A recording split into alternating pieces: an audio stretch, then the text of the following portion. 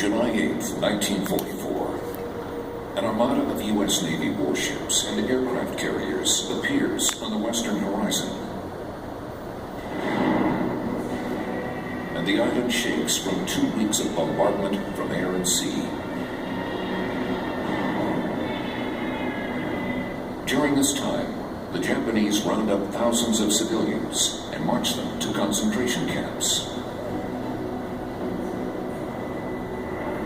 18,500 Japanese troops dig in and watch as the enemy approaches.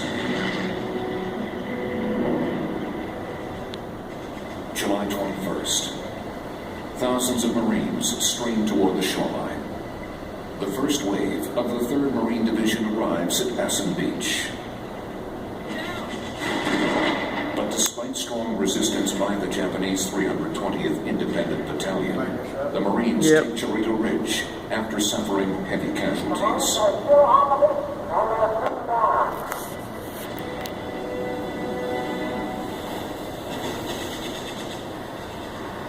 Meanwhile, to the south, the 1st Provisional Marine Brigade lands on Agate Beach. Their objective? Capture Orogi Peninsula and its prized airfield.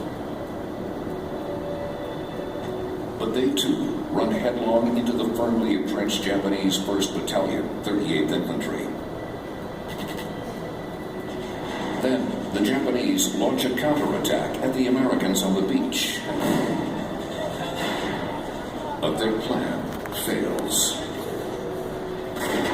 Despite heavy casualties, the Marines push forward and secure the nearby village of Agate. Meanwhile, the Army's 77th Infantry Division moves ashore in support. July 23rd. 2 days into the invasion, the Marines to the north slowly inch forward towards Fonte Ridge.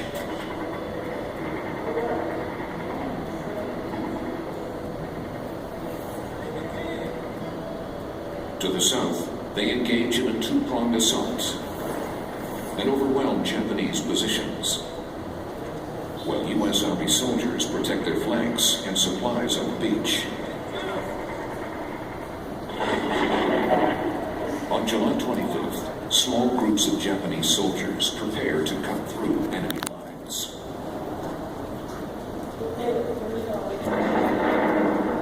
At 4 a.m., thousands of Japanese launch a massive counterattack simultaneously in the north and south. They push through the American lines, hoping to drive the Allies back to the sea. The brutal hand-to-hand combat grinds on for hours. It is clear that their counterattacks have failed, as thousands of bodies cover the battlefield. A Marine later recalls, "In the morning, I had only 10 rounds left. Everybody was quiet, either dead or wounded." The next day, the Americans retake the offensive. And by July 29th, they succeed in securing Fonte Plateau. With the capture of Mount Zauzau and Mount Tenho, the goal of taking the high ground is finally achieved. To the south, the Americans enjoy another victory as they capture Orogi Peninsula and secure the airfield.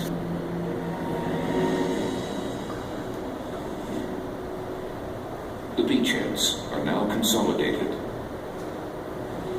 The battle for Guam has reached a critical turning point.